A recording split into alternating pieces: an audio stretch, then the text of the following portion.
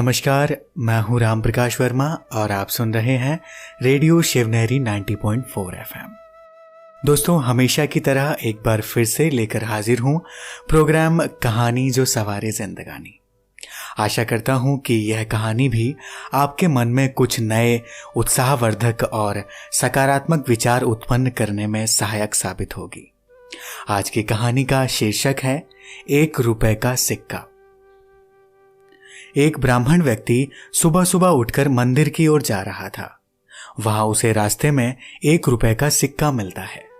वह ब्राह्मण उस सिक्के को उठा लेता है और मन ही मन विचार करता है कि मैं ये 1 रुपए का सिक्का किसी गरीब व्यक्ति को दे दूंगा। परंतु ब्राह्मण व्यक्ति पूरे नगर में ढूंढता है, लेकिन उसे कोई भी गरीब और भिखारी व्यक्ति नहीं मिलता है। अगले दिन हर रोज की तरह आज भी सुबह सुबह वो ब्राह्मण व्यक्ति मंदिर की ओर जा रहा था। वहां रास्ते में उसे एक राजा दिखाई देता है। वो राजा एक बहुत बड़ी सेना के साथ दूसरे नगर में जा रहा था। राजा जैसे ही ब्राह्मण व्यक्ति को देखता है तो उसे प्रणाम करता है और कहता है, हे महात्मन, मैं युद्ध करने जा रहा हूं। कृपया आप मुझे आशीर्वाद दीजिए जिससे मैं दूसरे राजाओं के राज्य को भी जीत सकूं और अपने राज्य का विस्तार कर सकूं। यह सुनते ही ब्राह्मण व्यक्ति 1 रुपए का सिक्का राजा के हाथ में थमा देता है।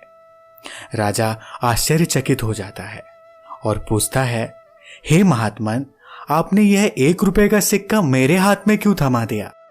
ब्राह्मण व्यक्ति उत्तर देते हुए कहता है, मैं कई दिनों से किसी गरीब व्यक्ति को ढूंढ रहा हूं जिसे ये 1 रुपए का सिक्का दे सकूं, परंतु पूरे नगर में ऐसा कोई भी गरीब और भिखारी व्यक्ति मुझे नहीं मिला जिसे मैं ये 1 रुपए का सिक्का दे सकूं।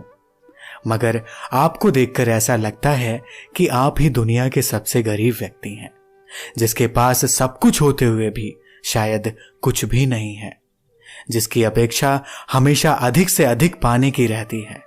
इसलिए मैं ये 1 रुपए का सिक्का आपको देना चाहता हूं, क्योंकि जिस गरीब व्यक्ति की मुझे तलाश थी वह व्यक्ति मेरे सामने साक्षात खड़ा हुआ है।